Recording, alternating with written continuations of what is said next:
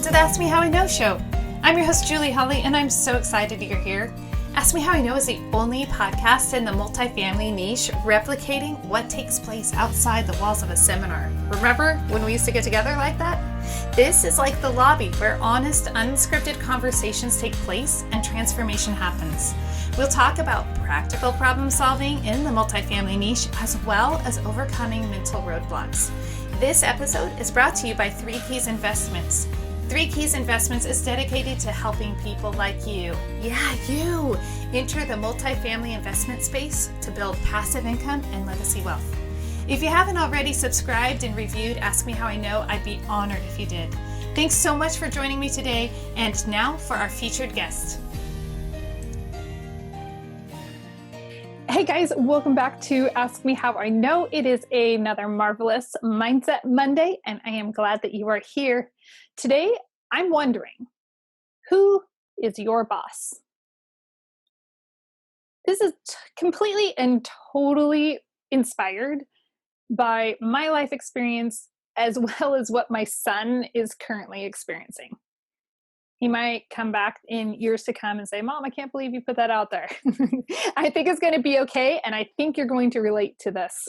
You see, I don't know if you have somebody that's maybe in your life constantly asking for those TPS reports. Hey, did you get that done? Do you have that done? Are you finished with that? Where are you at with this?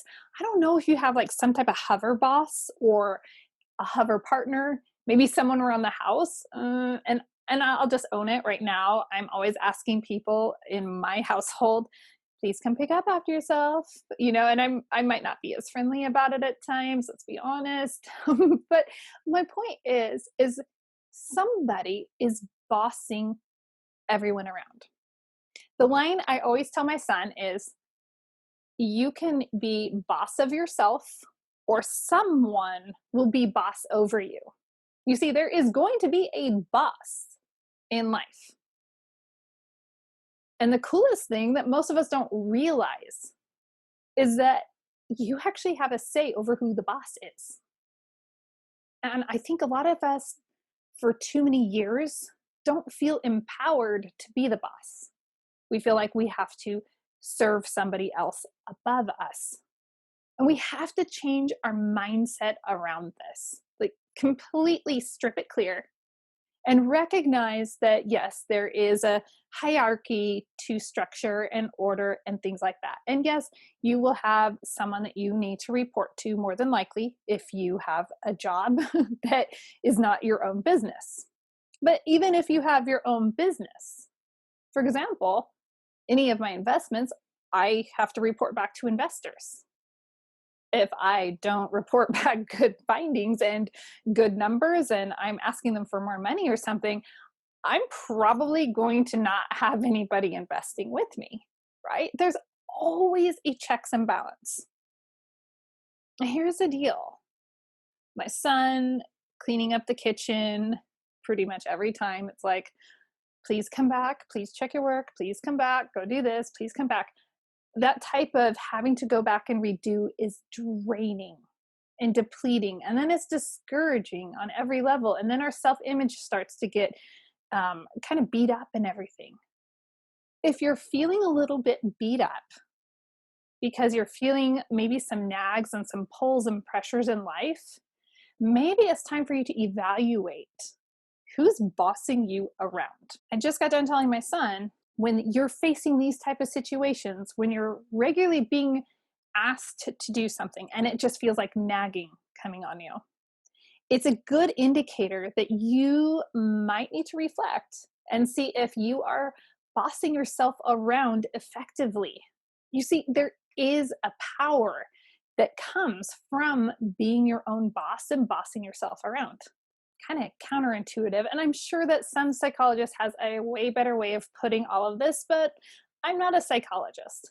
I've just learned some things from life, And I will tell you this, when I started bossing myself around, when I started holding myself to task, holding myself to quality, even though I know sometimes the sound and I keep going back and forth between a microphone and this thing and my logo, sometimes it's the right way, yes, I get, I'm not perfect. but I boss myself around and I try to hold myself to a certain standard and caliber because I know where I want to go. And if you're listening to this, you probably also know where you want to go in life. But are you slacking off? Are you giving yourself like a pass? Like, oh, it's okay. You've been working all day and it's just been a rough day. Or, oh, the kids have been like this. Or, like, there are enough excuses out there. So are you so busy coddling yourself with these excuses and not bossing yourself around and not calling yourself to a task? Because when you do that, you're inviting other people into your life to kind of boss you around and charge you around. And if you're listening to this, you probably aren't one of those people that wants to have somebody else bossing them around. So I'm wondering what your strategy is. How do you boss yourself around? And again, there's probably a much nicer way of putting it, but most people can relate better to what a boss is. Maybe you need to change your image of what a boss is. I've been blessed and worked under a lot of really great leadership in my life. So I have a very good image of bosses. But maybe you've had some bad experiences, some overbearing bosses, some bosses that never you feel invisible with, that you feel like your work will never measure up for. So maybe as you start reflecting on you being your own boss, maybe it's time for you to recalibrate what a boss is and what that role looks like. And then that's who you can become. And guess what? When you become that person, you're going to affect those around you in a really powerful way. And it's going to be awesome. Well, normally I'd say go find your freedom at the end of an episode, but I'm kind of thinking that I need to say go find your boss. Because this week, you really need to evaluate throughout the day, every step of the day. When it comes to what you're eating, who's bossing you around? Is it your stomach bossing you around? Is it your feelers? Oh, it's been a rough day. I'm going to comfort myself. Who's bossing you around? Every step of the way. I know when I wake up in the morning and I hit the gym or pretty much anything I do, I don't always want to do it. And that's when the boss appears. And she's awesome. And she loves me so much that she says, get your butt out of bed and get going. Can you be that for yourself? Can you love yourself so much? Can you care for yourself so much that you are expecting excellence from yourself? It really stings, but it feels so great.